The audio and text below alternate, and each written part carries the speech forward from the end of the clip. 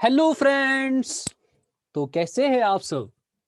तो पिछली बार हमने फाइनेंस अकाउंट असिस्टेंट के लिए मैथमेटिक्स स्टार्ट किया था और हमने 4 लेक्चर सेट थ्योरी पे दिए थे और सेट थ्योरी कंप्लीट हो गया और हमने 1000 MCQs भी स्टार्ट किए, ठीक है, जो मेरी चैनल पे स्टार्ट हो रही है, ठीक है। तो वो भी हमने स्टार्ट की है, तो दोनों पैरेलल में चलेंगे। तो आज है हमारे पास रिलेशंस एंड फंक्शंस।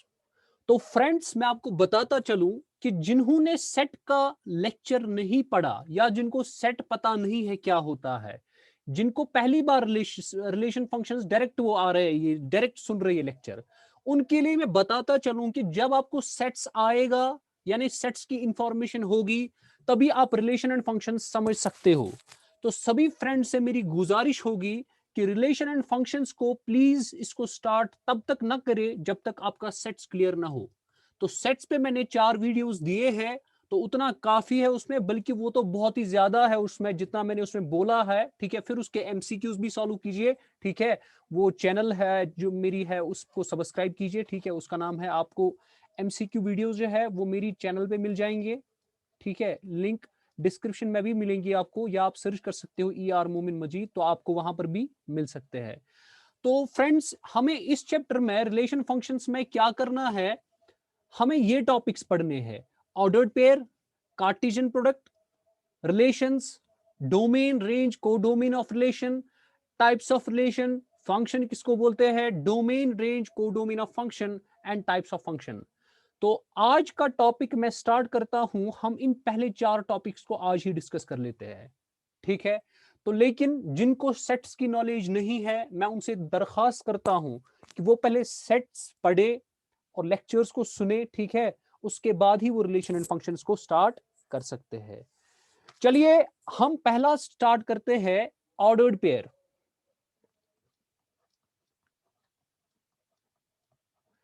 तो हमारे पास जब भी मैं ऑर्डर्ड पेयर लिखता हूं तो इसका मतलब क्या होता है, इसका मतलब होता है पेयर ऑफ एलिमेंट। जब भी मैं पेयर, पेयर का मतलब क्या होता है, दो। जब भी मैं दो एलिमेंट्स को किसी खास ऑर्डर में लिखूं, ठीक है, जब भी मैं पेयर ऑफ एलिमेंट्स को एक लिस्ट करूंगा इन ए स्पेसिफिक ऑर्डर में, किसी खास ऑर्डर में उसको लिखेंगे, उसको बोलते हैं हमारा ऑर्डर्ड पेयर, ठीक है। जैसे मिसाल के तौर पर मैं आपको एग्जांपल एक देता हूं। लेट सपोज मेरे पास एक सेट ए है तो सेट बी है, ठीक है, दो सेट्स है। लेट सपोज ए जो है, ए एलिमेंट ये बिलोंग करता है सेट ए को, और बी जो है ये बिलोंग करता है सेट बी से। ये पेयर है ना, दो एलिमेंट्स है। मैं क्या काम कर रहा हूं, यहां पे मैं एक क्या बनाऊंगा, ऑर्डर्ड पेयर। ऑर्डर्ड पेयर को रिप्रेजेंट करेंगे ऐसे, ए कॉमा बी से, सच दैट ये जो ए है ये किससे हमने लिया, ए सेट से, और ये जो स्मॉल बी है ये किससे लिया, ये कैपिटल बी का एलिमेंट है। तो इसी तरह अगर मैं कहूं तो 2,4 ये मेरा दूसरा ऑर्डर्ड पेयर हो सकता है। तो इसमें मैं बोल सकता हूं फर्स्ट एलिमेंट 2 है, सेकंड एलिमेंट 4 है, ठीक है। अब यहां पे एक और चीज है, दो अगर ऑर्डर्ड पेयर्स होंगे, अगर मेरे पास दो ऑर्डर्ड पेयर्स होंगे, लेट सपोज हमारे पास एक है x1, y1 और दूसरा है x2, हम कब बोल सकते हैं ये इक्वल है, ये तभी इक्वल होंगे जब इसका फर्स्ट एलिमेंट इसका फर्स्ट एलिमेंट इक्वल होगा और इसका सेकंड एलिमेंट और इसका सेकंड एलिमेंट इक्वल होगा। इसका मतलब आप मुझे बताइए, अगर मेरे पास एलिमेंट्स a कॉमा बी है, ये एक ऑर्डर्ड पेयर है, और मेरे पास दूसरा ऑर्डर्ड पेयर है b कॉमा a, तो आप मुझे कमेंट सेक्शन में बताइए क्या ये डिफरेंट ऑर्डर्ड पेयर्स है या ये सेम ही है, क्योंकि इनमें एलिमेंट्स तो सेम है। तो आप मुझे बताइए क्या इनमें ये डिफरेंट ऑर्डर्ड पेयर है या सेम है। चलिए, अब एक क्वेश्चन कर लेते हैं इसी ऑर्डर्ड पेयर पे। बोलता है हमारे पास x प्लस वाई कॉमा 5 है बराबर 10 कॉमा वाई माइनस 3। तो आपको क्या करना है काम, आपको x और y का वैल्यू निकालना है। बिल्कुल आसान, हमें पता, अभी आपने पढ़ा। तो इसके हिसाब से x प्लस वाई किसके बराबर होना चाहिए, 10 के, और y माइनस 3 किसके बराबर होना चाहिए, 5 के। तो y आएगा यहां से 5 प्लस 3 इज 8। तो y का वैल्यू यहां पे लगाइए, y plus 8 is equal to 10, तो x आएगा 2 के बराबर। तो इसका आंसर आएगा x is equal to 2, y is equal to 8। तो ऐसे आप बहुत सारे क्वेश्चंस कर सकते हैं, ठीक है। अब दूसरा टॉपिक हम करते हैं स्टार्ट, कार्टेशियन प्रोडक्ट। देखिए अच्छे से देखिए आप बेटा, Cartesian product of two sets. देखिए अगर हम इन्हीं ऑर्डर्ड पेयर्स के सारे एलिमेंट्स के एक सेट बनाएंगे, जैसे मिसाल मैं इसको ए क्रॉस बी से रिप्रेजेंट करता हूं, अगर मैं इसकी सेट बिल्डर फॉर्म, पहले मैं सेट बिल्डर फॉर्म लिखवाता हूं, उसके बाद मैं इसको समझाता हूं। So it's set A comma B such that A belongs to the A and B belongs to the B. Sir ये समझ ही नहीं आया, इसको थोड़ा समझाइए, एग्जाम्पल से समझा लेते हैं। चलिए बेटा हम लेते हैं ए, लेते हैं हम 1,2 और लेट अस सपोज बी हमारा सेट होगा 2,3,5। देखिए अब अगर आपको ए क्रॉस बी लिखना होगा, इसको पढ़ते हैं A Cartesian product of two sets, तो हमें क्या करना है, हमें ऑर्डर्ड पेयर्स का सेट लेना है। इसका मतलब होता है ऑर्डर्ड पेयर्स का सेट बनाना है, जितने भी ऑर्डर्ड पेयर्स मुमकिन है। कैसे लेकिन बनाने हैं, सच दैट जो आप पहली एंट्री लोगे वो आपको सेट ए से ही लेनी है, और जो आप सेकंड एंट्री लोगे वो आपको सेट बी से लेनी है। यहां पे लिखा है A belongs to the capital A and B belongs to the capital B, तो इसका मतलब पहली एंट्री आपको ए से लेनी है, दूसरी एंट्री बी से लेनी है। तो जरा आप मुझे बताइए ए क्रॉस बी किसके बराबर आएगा। तो मैं पहले ले सकता हूं 1 और इसका 2, फिर 1 3 हो सकता है, इसी तरह 1,5, फिर 2,2 भी ले सकता हूं, फिर 2,3 भी ले सकता हूं, और फिर 2,5 भी ले सकता हूं। तो इसको बोलता हूं मैं कार्टेशियन प्रोडक्ट। तो Cartesian product is the set of all ordered pairs of the elements from A and B. तो अगर आप ऑर्डर्ड पेयर्स लोगे from the sets A and set B such that first entry belong to the first set and second entry belong to the second set, that is B, so उसको हम बोलते हैं Cartesian product. अब यहां पे एक और चीज बहुत ही इंपॉर्टेंट है, अगर आप बी क्रॉस ए निकालोगे बेटा तो वो किसके बराबर आएगा। अब आपको पहली एंट्री बी में लेनी है, दूसरी एंट्री ए में लेनी है, तो इसका मतलब आपको 2,1 आ जाएगा, 2,2 आ जाएगा, ठीक है। उसके बाद 3,1 आ जाएगा, 3,2 आ जाएगा, फिर 5,1 5,2। तो ये याद रखना है 5,1 और 5,2, तो हमेशा ये आपको याद रखना है। तो हमें ए क्रॉस बी, क्या ये बराबर है बी क्रॉस ए के। तो क्लियरली ये समझ आ रहा है कि जो ए क्रॉस बी में है वो तो बी क्रॉस ए में है नहीं, इसका उल्टा है। तो हम समझ गए कि जो कार्टेशियन प्रोडक्ट होता है वो हमेशा वो कम्यूटेटिव कभी भी नहीं होता है, ठीक है, इसको ये कम्यूटेटिव नहीं होता है। चलिए अब आगे, सर यहां तक तो आ गया। देखिए अगर आप देखोगे ए क्रॉस बी में कितने एलिमेंट्स है, 1 2 3, यानी कितने ऑर्डर्ड पेयर्स बन गए, 1 2 3 4 5 6। अगर मेरे पास ए की भी ए जो ए सेट है वो बहुत, उसके 20 एंट्री होंगी, बी की भी कार्डिनलिटी लेट सपोज 30 होंगी। आपको अगर डायरेक्ट सवाल पूछा गया कि बताओ कार्डिनलिटी यानी इसमें कितने ऑर्डर्ड पेयर्स होंगे, इसमें कितने एलिमेंट्स होंगी, तो आपको क्या करना है, अगर लेट सपोज कार्डिनलिटी ऑफ ए होगा लेट सपोज एम, क्लियर, और कार्डिनलिटी ऑफ बी होगा बराबर एन। तो अगर आपको पूछा जाए ए क्रॉस बी की कार्डिनलिटी क्या है, तो वो आएगा एम इंटू एन, ठीक है।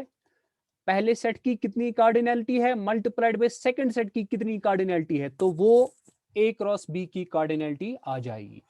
अब देखिए एक चीज, ए क्रॉस बी नहीं है बराबर बी क्रॉस ए के, मगर अगर आप कार्डिनलिटी निकालोगे बी क्रॉस ए के वो भी आ जाएगा ना। देखिए इसकी कार्डिनलिटी क्या है, एन, एन इंटू एम आ जाएगा, वो भी आएगा एम इंटू एन ही।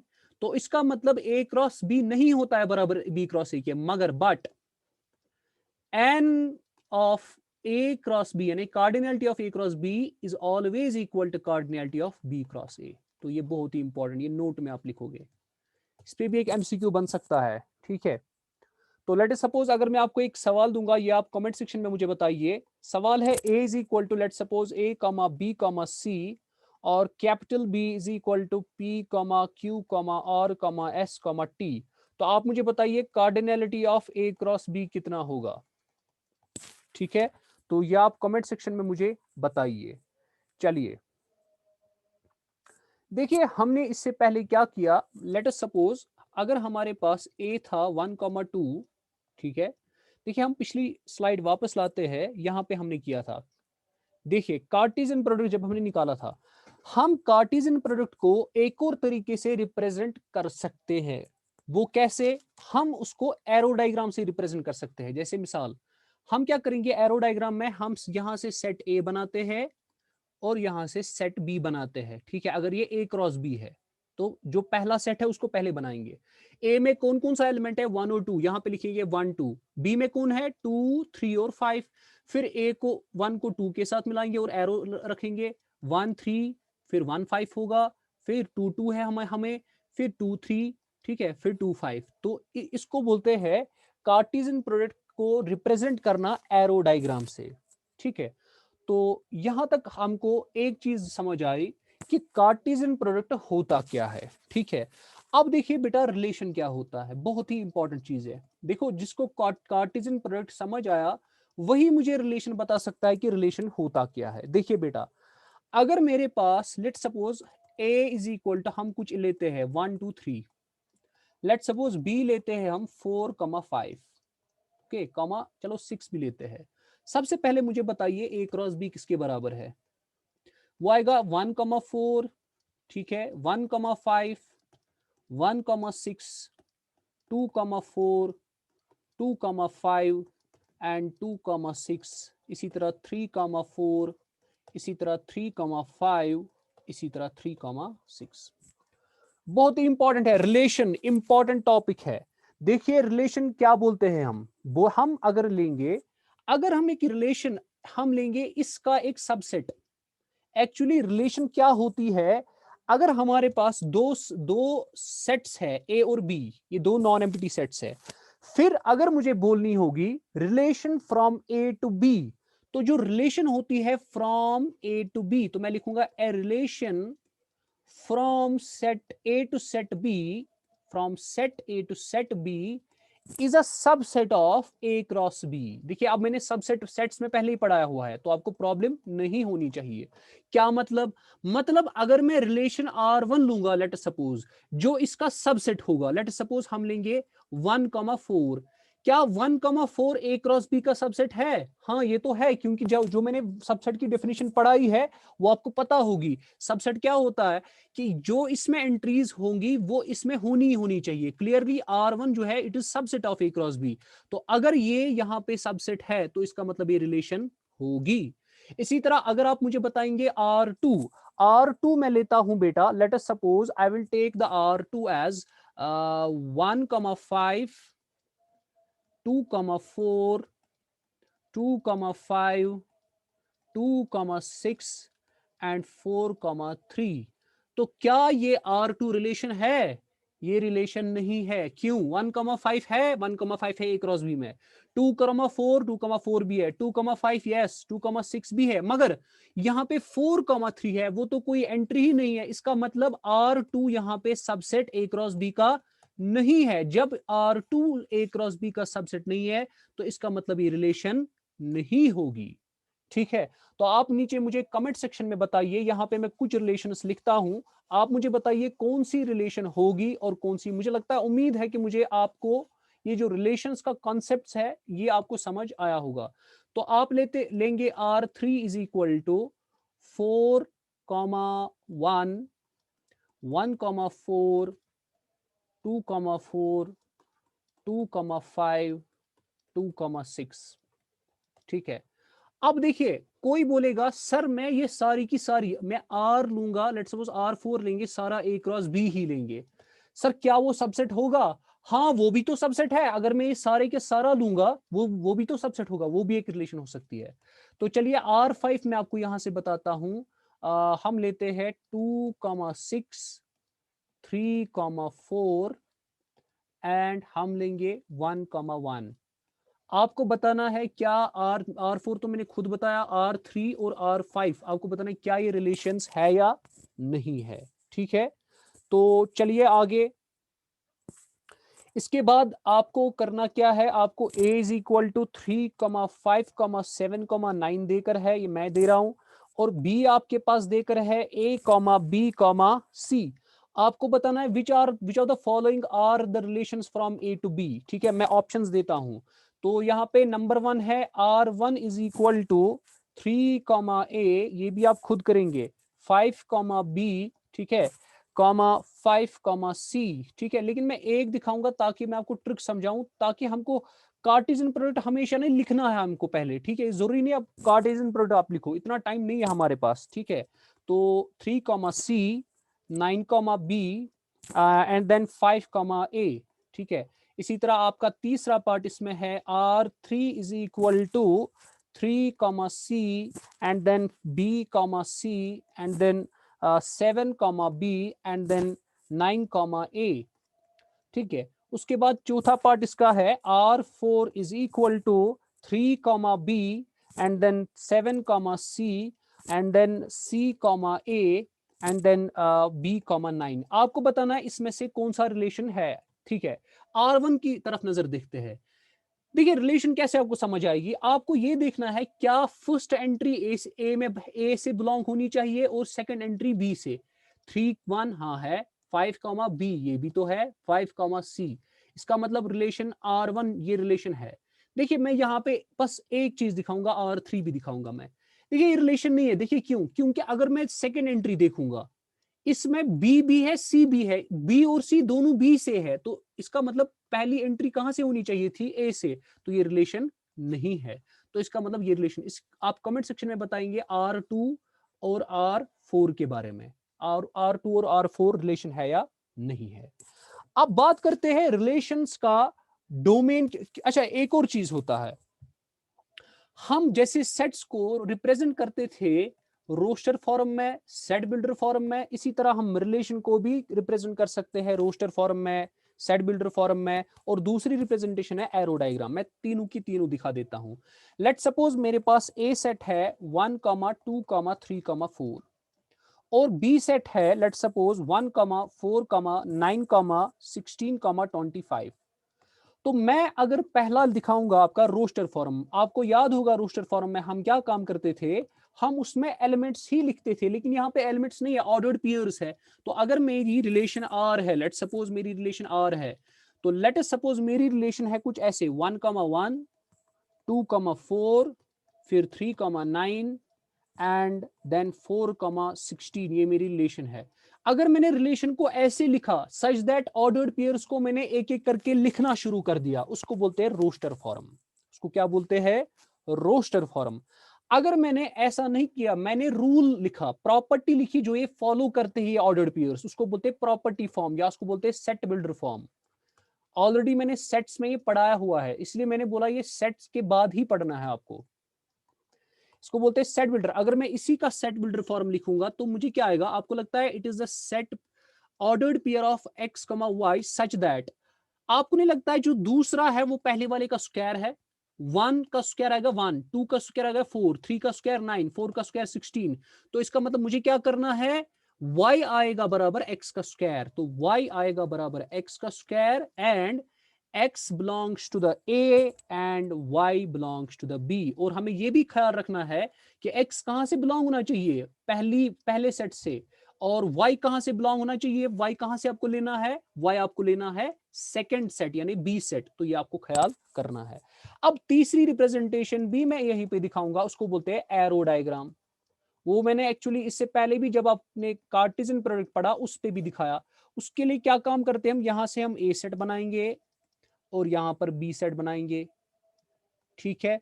तो फिर हम यहाँ पे एलिमेंट्स को लिखना शुरू कर देते हैं, 1 2 3 4, यहाँ पे 1 4 9 16 और यहाँ पे 25 भी है। तो 1 को किसके साथ लिंक करना है, 1 के साथ, तो 1 को 1 के साथ, ठीक है। ये रिलेशन क्या है, नाम इसका आर।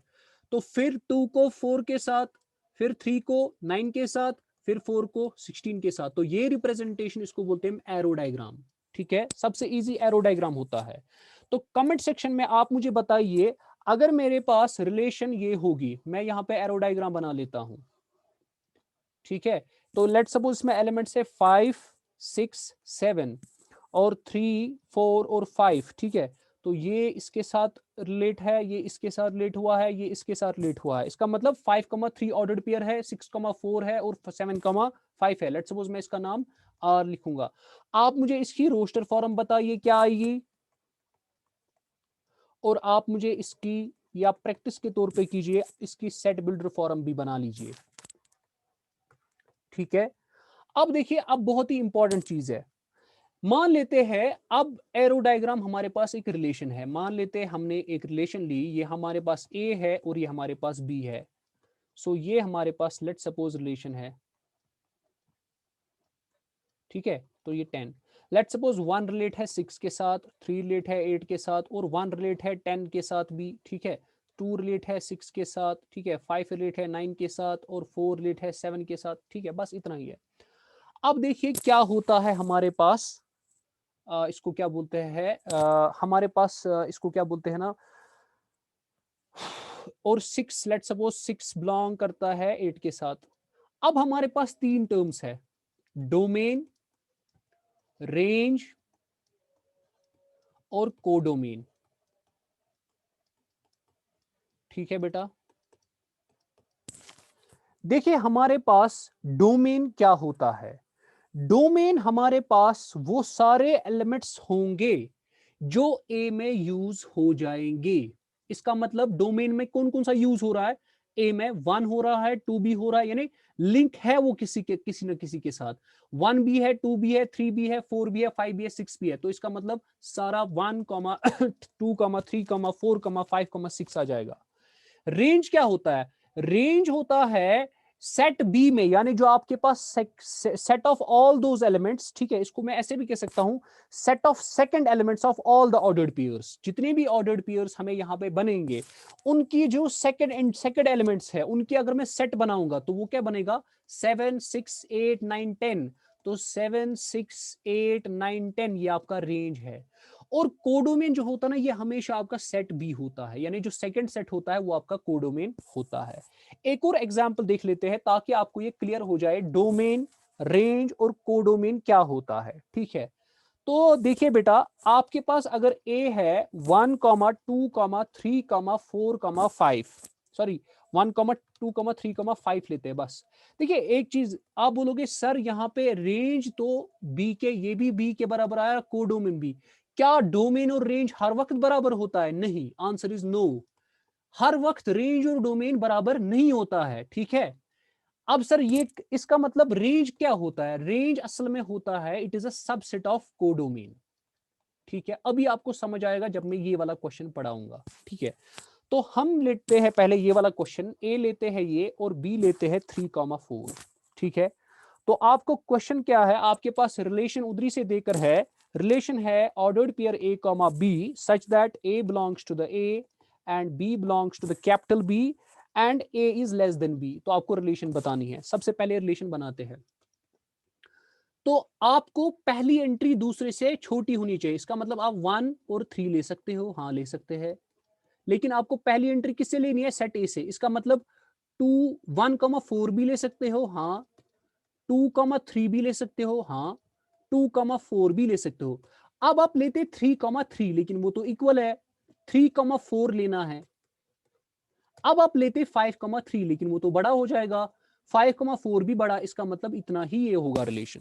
अब देखिए सर डोमेन क्या होता है, डोमेन होता है, आपको सिंपल में ये चीज आप याद रखो, जो जो पहली एंट्री इसमें यूज हो गई, इसमें जो देखो पहली पहली एंट्री क्या है, 1 है, 2 है और 3 है, तो ये आपके पास डोमेन होगा।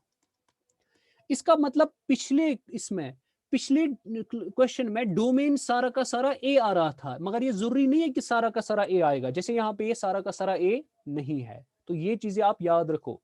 अब जरा रेंज बेटा क्या आता है, जो सेकंड एंट्रीज है, 3 है, 4 है, 3 है, 4 है, 3 है, 4 है, इसका मतलब रेंज सारा का सारा 3, 4 ही आ रहा है। और कोडोमेन मैंने आपको बता दिया है वो सारा का सारा सेट बी ही होता है। अब दिखा लेता हूं मैं एक ऐसी एग्जांपल जिसमें रेंज और कोडोमेन बराबर नहीं आ जाएंगे। उसके लिए क्या करते हैं हम काम, ये हम ए सेट लेते हैं, ये हम बी सेट लेते हैं, तो इसमें 1, 2, 3, 4, 5 लेते हैं, 6, 7, 8, 9, 10, 11 लेते हैं, ठीक है।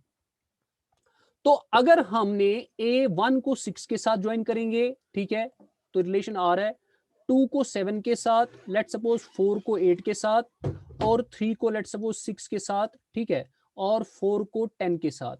अब बताइए बेटा ये हमारे पास रिलेशन है, तो डोमेन क्या आएगा सबसे पहले, जो जो सेट ए में यूज हुआ वो कौन कौन हुआ, 1 हुआ, 2 हुआ, 3 हुआ और 4 हुआ। अब जरा बताइए रेंज क्या है, रेंज हो गया जो सेट बी में यूज हुआ 6, 7, 8, 10। तो 6, 7, 8 और 10, इसका मतलब डोमेन और रेंज डिपेंड करता है आपके यूज पर, लेकिन कोडोमेन आप पर डिपेंड ही नहीं है। कोडोमेन हमेशा सेट बी होगा और रेंज जो भी है यहाँ पे, जो देखो बेटा क्या 6, 7, 8, 9, 6, 7, 8, 9, क्या ये सबसेट होगा बी का? हाँ, ये तो इसी में से हमने निकाला, obviously it will be a subset of B, इसीलिए मैंने लिखा रेंज जो होता है it is always a subset of codomain. ठीक है, उम्मीद है आपको ये समझ आया होगा। अब देखिए बेटा, कभी कभार आप क्या करते हैं काम, आप रिलेशन लेते हो एक ही सेट पे, जैसे मिसाल अगर मेरे पास 1, 2, 3 है, इसको बोलते हैं रिलेशन ऑन ए सेट। तो अगर आप ए क्रॉस ए लिखते हो, वो कैसे आएगा, आपको ए के ही साथ लेना है। अगर आप इसको ऐसे लिख सकते हो 1, 2, 3, आप मान लो दोनों साइड से सेम ही है, तो 1, 1 आएगा, 1, 2 आएगा, इसी तरह 1, 3 आएगा, 2, 1 आएगा, 2, 2 आएगा, 2, 3 आएगा। ठीक है, इसी तरह 3, 1 भी आएगा, 3, 2 भी आएगा, 3, 3 भी आएगा, तो इतना ही आ जाएगा। ठीक है, अब आपको घर में क्या करना है, ए क्रॉस ए ढूंढना है। ठीक है, तो ये आप मुझे निकाल कर देंगे, इसकी आप प्रैक्टिस करेंगे। ठीक है, तो अब दूसरा चीज, सर अगर हमने ए एक सेट है, बी दूसरा सेट है, ठीक है, इसको बोलते हैं हम total number of relations, total number of relations from A to B. अगर आपको क्वेश्चन ऐसे आ गया, एक सेट है ए और एक सेट है बी, कार्डिनलिटी ऑफ ए है लेट सपोज पी के बराबर और cardinality of B let suppose रखेंगे क्यू के बराबर, फिर कितने टोटल रिलेशंस बन सकते हैं फ्रॉम ए टू बी, हो सकता है। तो आप लिख सकते हो, देखिए असल में आपको क्या करना है, देखिए हम कैसे रिलेशन बनाते हैं, रिलेशन हम बनाते हैं, जो भी रिलेशन यहां पे बनेगी ना, असल में वो सबसेट होती है ए क्रॉस बी। अगर हमने ये ढूंढा ए क्रॉस बी के कितने सबसेट्स होंगे टोटल में, वही तो टोटल नंबर ऑफ रिलेशंस होंगी। तो इसका मतलब हमें क्या एक्चुअली ढूंढना है, total number of subsets. A cross B की क्या होती है cardinality, cardinality of A cross B मैंने अभी पढ़ाया, वो होता है बराबर, यहां पे क्या आ जाएगा, पी इंटू क्यू, तो पी क्यू। तो अगर आपको टोटल नंबर ऑफ सबसेट्स देखने होंगे, total number of subsets, A cross B के सबसेट्स टोटल में कितने होंगे, मैंने पढ़ाया है पिछली बार, वो हम देखते हैं 2 raise power cardinality of the set. तो यहाँ पे कार्डिनलिटी क्या है ए क्रॉस बी की, पी क्यू, तो 2 रेज्ड पावर पी क्यू आ जाएगा। तो जब मैं टोटल नंबर ऑफ सबसेट्स लूंगा, वही तो हमारी रिलेशंस है, therefore total number of relations, या आपको दिमाग में रखना है, टोटल नंबर ऑफ रिलेशंस की फॉर्मूला क्या है, 2 रेज्ड पावर पी क्यू। अब इस पे भी एक क्वेश्चन देख लेते हैं। आपके पास ए है बराबर लेट सपोज 1, 2, बी है बराबर 3, 4, 5, 6, 7, 8, 9, 10 लेट सपोज। आपको क्वेश्चन बोला गया let suppose find the total number of relation, what is the total number of relation from A to B. तो अब कहां आप लिखोगे, पहले रिलेशन बनाओगे एक एक करके, आप सीधे देखोगे इसकी कार्डिनलिटी क्या है 2 और इसकी कार्डिनलिटी क्या है 1, 2, 3, 4, 5, 6, 7, 8, तो इसकी कार्डिनलिटी 8 है। तो इसका जो आंसर आएगा 2 रेज्ड पावर 2 इंटू 8, इसका मतलब 2 रेज्ड पावर 10 इसका आंसर आ जाएगा। ठीक है, तो यहां तक हमने क्या पढ़ा, अभी यहां तक अगर हम पहले स्लाइड पे वापस जाते हैं, तो हमने बेटा क्या किया काम, हमने बोला था आज हम 4 टॉपिक्स पढ़ते हैं, और वो 4 टॉपिक्स आज खत्म हो गए। ऑर्डर्ड पेयर भी मैंने बता दिया, कार्टेशियन प्रोडक्ट भी बता दिया, रिलेशंस भी बता दिया, और domain, range, codomain of relation भी मैंने बता दिया। अब नेक्स्ट टॉपिक हमारा होगा टाइप्स ऑफ रिलेशंस पे। उम्मीद है आपको लेक्चर पसंद आया होगा, और अगर आपको लेक्चर पसंद आया, आपको पता है, आप वीडियो को शेयर कीजिए और इसको सब्सक्राइब भी कीजिए चैनल को। और जो भी आपको लगता है आप कमेंट सेक्शन में आप मुझे बोल सकते हैं, या आपको कोई क्वेरी होगी तो आप जो टेलीग्राम मेरा टेलीग्राम की चैनल है, या व्हाट्सएप नंबर पे व्हाट्सएप कर सकते हैं, जो भी क्वेरी आपकी होगी तो उसको मैं आंसर करूंगा। चलिए, best of luck, thank you so much.